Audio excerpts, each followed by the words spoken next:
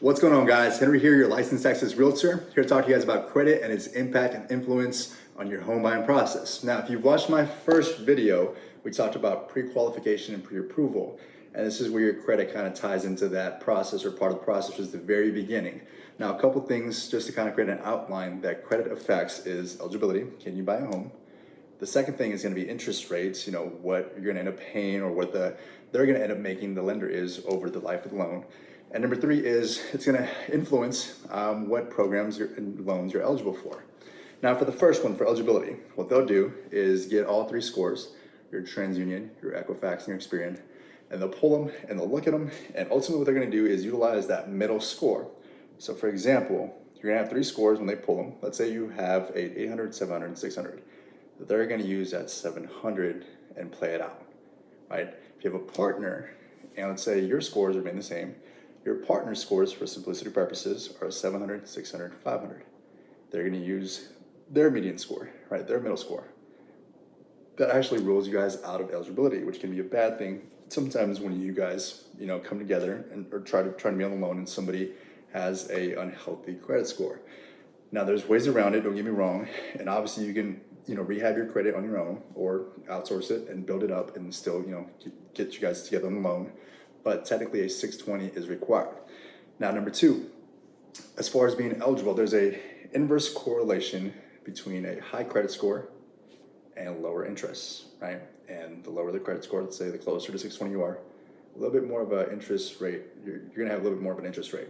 But it's okay, because you can always refinance. So technically, if you pay your mortgage 6 months consecutively, you're eligible for refinancing. Of course, contingent on the economy and what's going on, or what the bank's offering, whatever. We won't get into that, but there's an inverse correlation. The higher the credit, the lower the interest, so you can take advantage of those 2% ranges right now. If your credit is, ideally 720, 760 or higher. The higher the better, of course. So my advice would always be to increase your credit score as high as possible before you pull trigger on that contract.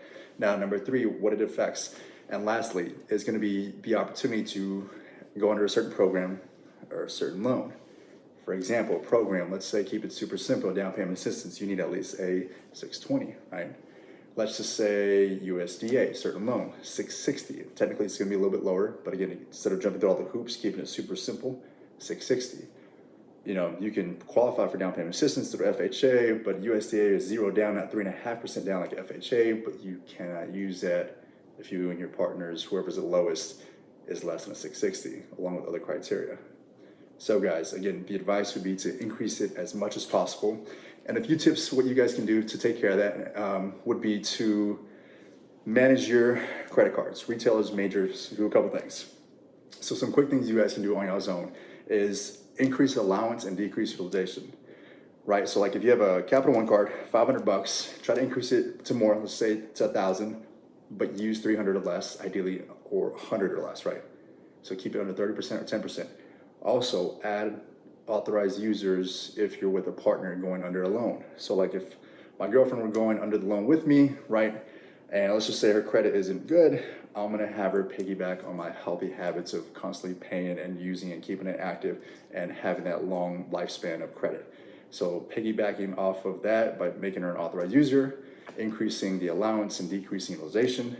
Not closing would be another one. That's another tip. Don't close any credit cards, even if you don't use them. Try to keep them active. Maybe use a little bit if you can, just because history plays a huge role. Anything over 2 years is great. It's a huge and major influence on your credit score. Keep those up. Try to keep them active because they will close them on their own, and then don't close them. Don't take it upon yourself to close them, because that's going to drop and affect your credit score. Keep that open. Maybe do that after you get into the home. So those couple of things, guys. Maybe even a secured credit card. Shop around. Try to establish that, because there's less risk when you're getting a secured card, because you're paying the money up front, and the banks don't have to worry about ever getting their money back. Right? There's no risk. That would bump up your credit score as well. Those little things you guys can take upon yourself, knock it out tomorrow, and see your credit score go up. But again, the reality is your credit score, increasing it is going to be like fitness. It's an endurance thing, right?